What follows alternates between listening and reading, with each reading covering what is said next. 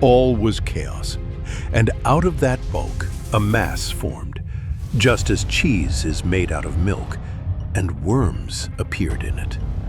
And those were the angels. That is a verbatim transcript. A real man said those words, under oath, to the most feared court in Europe.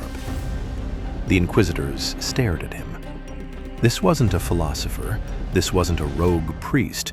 This was a miller, a peasant from a village of 1,500 people in the mountains of northern Italy. His name was Domenico Scandella. Everyone called him Menocchio, and he is one of the most dangerous minds the Catholic Church ever tried to erase.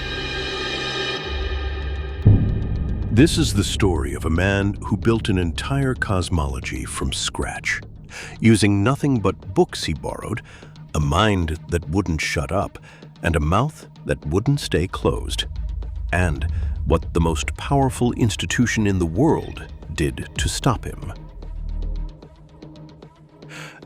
Montereale, Italy, 1532.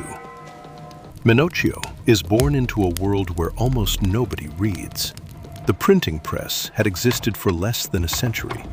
Books were still dangerous objects, not because people couldn't access them, but because the church understood exactly what happened when ordinary people read and started thinking for themselves. Menocchio learned to read. That alone put him in a rare 5% of the population. He ran a mill in Montereale for decades. He had a wife, 11 children, and a position of some respect in the village. He served briefly as the town mayor. By all appearances, he was a normal man living a small life. But he read everything he could get his hands on. The Decameron by Boccaccio, a translated version of the Quran, the Travels of Marco Polo, a book on the history of the world, a Bible in Italian, not Latin, which in 1570 was already a red flag. And the more he read, the more he talked. He debated the local priest. He lectured his neighbors in the square. He told anyone who would listen that the Pope was a man, not a god, that all religions were equally valid, that Christ was born of human flesh, not divine miracle. He said priests were merchants, selling absolution the way Menocchio himself sold grain. For years, nobody reported him, partly because they were used to him, partly because, in a small mountain village far from Rome, it felt harmless. But word travels, and in 1584, someone finally told the Inquisition. The arrest came quietly. No soldiers, no spectacle. A summons, a cart ride to Portogruaro, and suddenly Menocchio was sitting across a table from men trained to find heresy in every sentence. They expected defiance or panic. They got neither. Menocchio talked, openly, enthusiastically. He explained his cosmology in detail. How the universe began as a formless mass, how God and the angels emerged from it like worms from cheese, how the Holy Spirit was simply the love shared between human beings. He had a system. He had thought about this for decades. The Inquisitors had never seen anything like it. Here is what made Menocchio genuinely terrifying to the Church. His ideas weren't borrowed from a banned intellectual text. They weren't a translation of some Lutheran pamphlet smuggled from Germany. They were his, built from scratch. A peasant, working with fragments of books he barely understood, had independently constructed a cosmology that echoed ancient Vedic creation myths, challenged Catholic doctrine on the nature of God, and arrived at conclusions that no official heresy had mapped out for him. He had numbers, he had discipline, he had a complete picture of the universe, and none of it included the Church as its center. The Inquisitors wrote back to Rome, baffled. What category did this man belong to?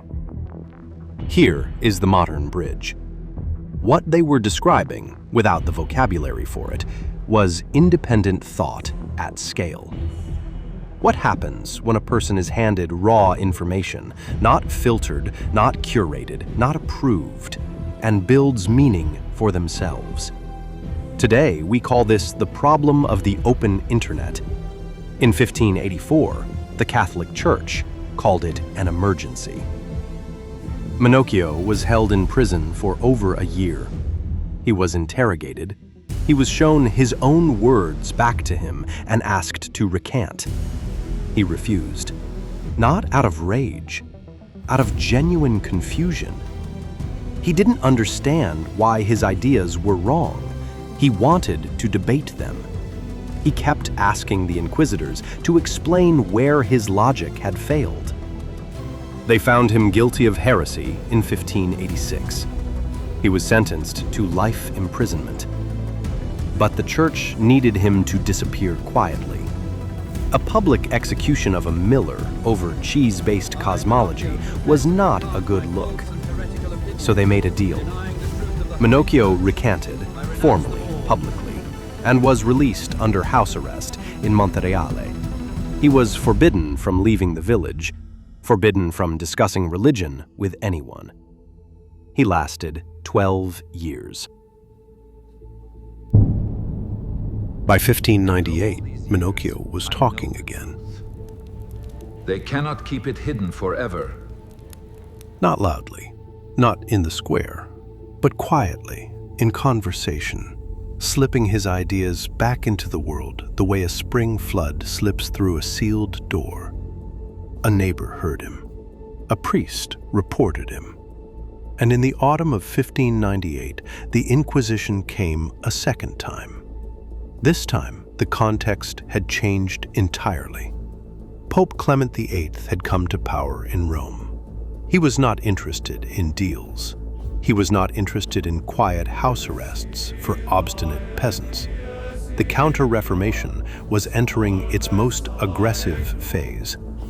Giordano Bruno, the philosopher who had proposed an infinite universe with no center, was already in an Inquisition cell in Rome. And the Church was preparing to make an example. Menocchio was a smaller target, a provincial one, but he was guilty of the same crime, thinking without permission. The second trial was short. The Inquisitors had his old file. They had his recantation. They had the evidence that he had relapsed. There was no more negotiating. In 1599, Pope Clement VIII personally signed the execution order for Domenico Scandella. A miller from a village of 1,500 people was important enough that the head of the Catholic Church reviewed his case and signed his death warrant by hand. The execution was local. No record survives of the exact date or method. In the mountains of Friuli, Menocchio simply disappeared from history. No gravestone, no final statement, no last words recorded. The Inquisition had done its job perfectly. They had erased him. Except they hadn't, because the Inquisition kept meticulous records. Every interrogation, every transcript, every page of Menocchio's testimony, filed, indexed, archived in the Vatican. For nearly 400 years, his words sat untouched in ecclesiastical storage. In 1963, a historian named Carlo Ginzburg began working through Inquisition archives in Udine, Italy. He found the transcripts. He spent years reconstructing Menocchio's life, his books, his logic, his exact words. In 1976, Ginzburg published The Cheese and the Worms. It became one of the defining works of modern historical scholarship, proof that ordinary people in the 16th century had rich inner lives, complex ideas, and original thought that official history had never tried to record. The Church burned Menocchio. The Church's own records brought him back. Menocchio's case proved something that every authoritarian institution in history has failed to understand. You cannot seal a mind once it has learned to read. You can imprison it, silence it, execute it, but the ideas exist on paper, and paper survives. He wasn't a philosopher. He wasn't a revolutionary. He was a miller who read too much and talked too much and refused to stop doing either.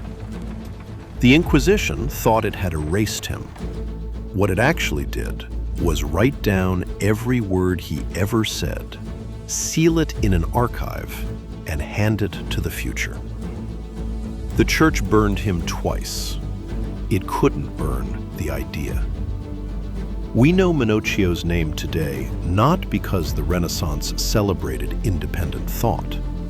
We know it because his enemies were so afraid of him that they wrote everything down. History is full of Menocchios, ordinary people with extraordinary minds who were crushed before they could matter. Most of them left no record. We only know about this one because the Inquisition was thorough.